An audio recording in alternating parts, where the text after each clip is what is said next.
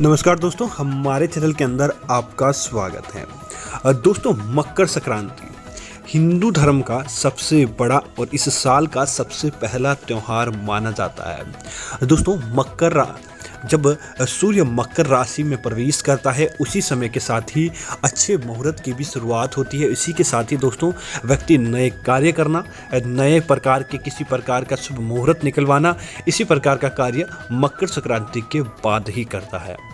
तो दोस्तों, अगर आप भी चाहते हैं आपके ऊपर लक्ष्मी नारायण की, भगवान सूर्य देव की असीम कृपा बनी रहे, तो दोस्तों मकर संक्रांति के दिन कुछ ऐसी चीज़ें होती है जिनके अंदर विशेष प्रकार की ताकत और विशेष प्रकार की शक्ति पाई जाती है।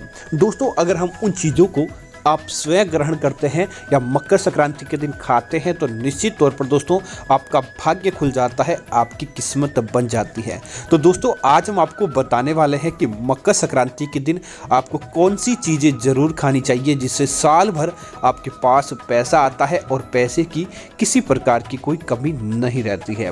तो दोस्तों, बात करते हैं उन चीज़ों की। आगे बढ़ने से पहले आपसे निवेदन है कि मकर संक्रांति का त्यौहार किस देवता को सबसे ज़्यादा समर्पित माना जाता है, कमेंट में ज़रूर बताएं।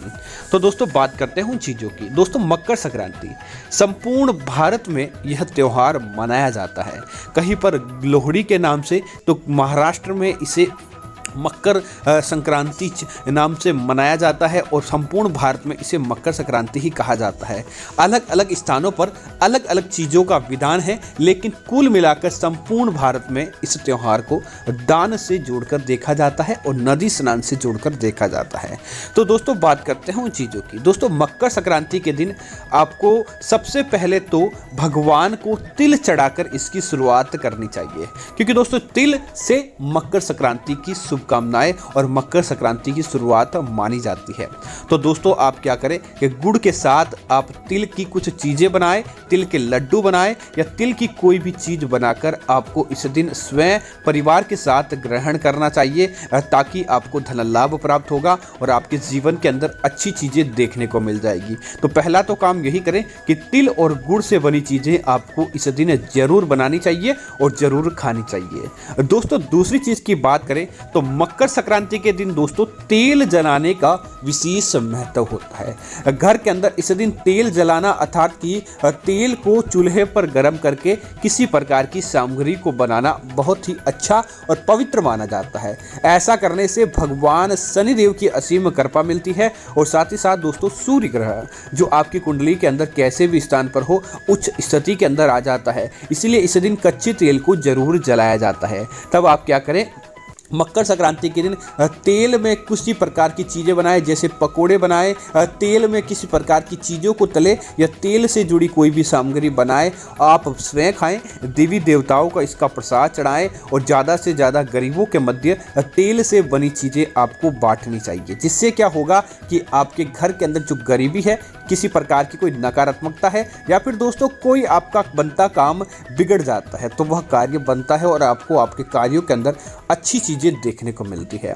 दोस्तों, इसी तरह मकर संक्रांति, तिल संक्रांति भी इसे कहा जाता है। तब आप एक काम करें कि अगर आपके घर परिवार के अंदर बहुत ज़्यादा दुख आन पड़ा है, दुख जाने का नाम नहीं ले पा रहा है, तो दोस्तों इस दिन आप शनि दोषों से और साथ ही साथ कई प्रकार की समस्याओं से मुक्त हो सकते हैं। तब आप क्या करें कि घर के अंदर जो आप रोटी बनाते हैं, सबसे पहले आप क्या करें दोस्तों, काले तिल लें और काले तिल को परिवार के सारे सदस्यों के ऊपर से ओसार लें और आप बीमारी, बुरी शक्ति, नजर दोष आदि जाने की भगवान से मनोकामनाएं मांगे।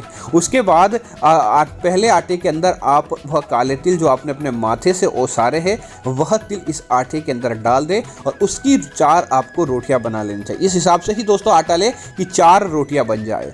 अब दोस्तों उस काले तिल की रोटियों को आप वापस भगवान के चरणों के आगे रखें और बीमारी, बुरी शक्ति, नजर दोष, वास्तु दोष जाने की भगवान भगवान से प्रार्थनाएं करें और ऐसी करने के बाद अपने माथे से 7 बार उन रोटियों को ओसार लें और उसके बाद आपको अपने घर से बाहर निकलते ही पहले चाहे कुत्ता आए, चाहे कोई गोमाता आए या भिखारी आए, किसी को भी आप वह रोटियां खिला दें। और कोई भी व्यक्ति आपके सामने या कोई भी जानवर आपके सामने नहीं आता तो किसी चौराहे पर वह रोटियां आप रख कर आ जाए।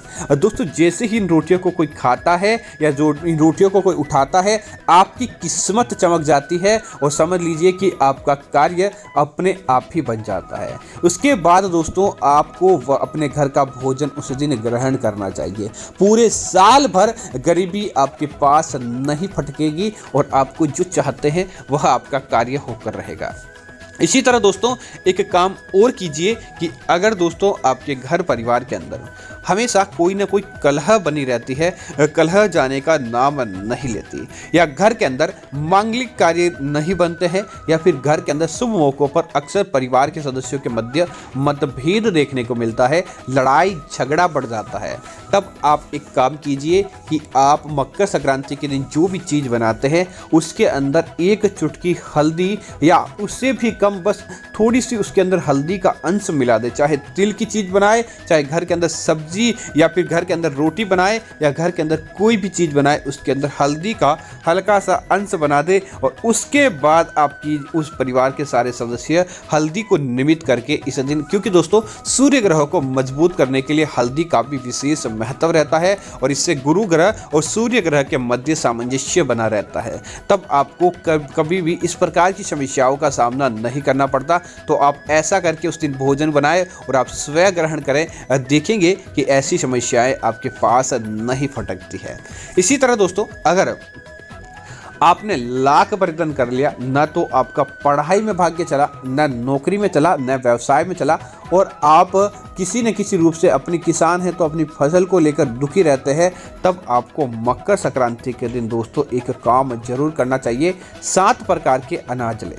7 प्रकार के अनाज लेकर आप एक एक मुट्ठी सातों अनाज लें और उसके बाद आप क्या करें, उन 7 मुट्ठी अनाज को उबाल कर उसका दलिया आप बना लें। चाहे तो आप साबुत अनाज भी उबाल सकते हैं या फिर आप इन्हें बारीक कूट कर भी दलिया बनाकर भी उबाल सकते हैं।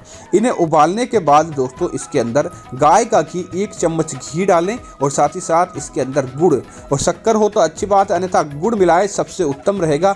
यह मिलाकर परिवार के सारे सदस्य चाहे 1 चम्मच ही आप ग्रहण करें, इसको प्रसाद के रूप में ग्रहण करें और उसके बाद इस प्रसाद को आप आपके आसपास वितरित कर दें। 7 प्रकार के अनाज का मकर संक्रांति के दिन संगम करना और इसे अपने घर की रसोई में बनाना ही समझ लीजिए कि आपके बनते कार्य जो बिगड़ जाते थे वह कार्य बनने लगते हैं। किसी प्रकार का कोई विघ्न नहीं आता और इन 7 अनाज को कोई व्यक्ति नहीं स्वीकार करता तो आप गौशाला में या गौ माता को खिला दे या कुत्ते को खिला दे या फिर किसी अन्य व्यक्ति को दान के तौर पर दे दे। समझ आइए कि आपके ऊपर की सारी त्रुटियां समाप्त हो जाती है, क्योंकि दोस्तों जब 7 अनाज का घर के अंदर किसी अच्छे कार्य के अंदर शुरुआत होती है, संगम होती है, तब निश्चित तौर पर बुरी चीज़ों को आपसे दूर जाना ही होता है। तो दोस्तों मैं उम्मीद करता हूं कि जानकारी आपको अच्छी लगी होगी। ऐसी अन्य जानकारी देखने के लिए आप हमारे चैनल को सब्सक्राइब करें और साथ ही साथ वीडियो को लाइक और शेयर करना ना भूलें ताकि ऐसी जानकारियां आपको मिलती रहेगी। धन्यवाद मित्रों। जय श्री राम मित्रों।